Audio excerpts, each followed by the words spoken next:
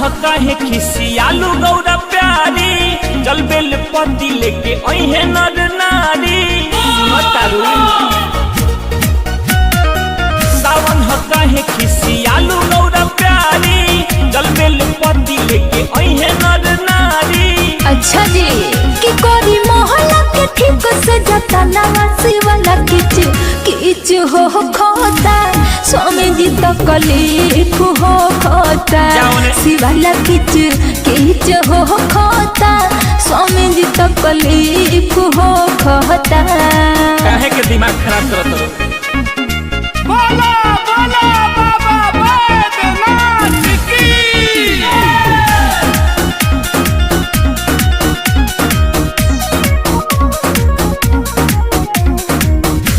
से बंद रहे मंदिर के गेट हो हर साल स्वामी हम करेला बस बेट हो बुझने सब बुझतनी तू से बंद रहे मंदिर के गेट हो हर साल स्वामी हम करेला बस बेट हो देखी कसम बदली अपन मनावा कामनाऊ चित हो खोता शिवाला किच हो खोता स्वामी जी तक लीप हो खोता शिवाला किच हो खोता।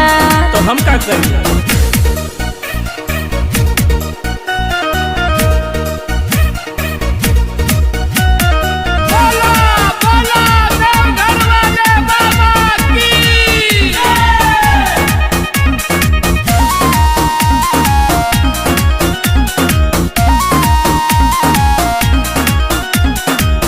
साल कसहू तू बुझ मजबूरी कहाँ बड़े सेवक राउर बिसु शेर पूरी बोली ना आवते हो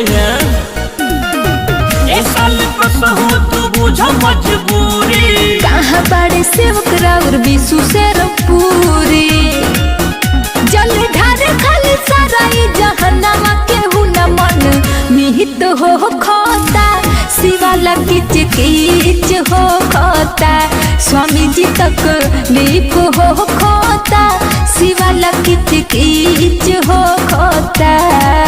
काहे नहीं बुझल? रुका कोनो उपाय लगावा तनी।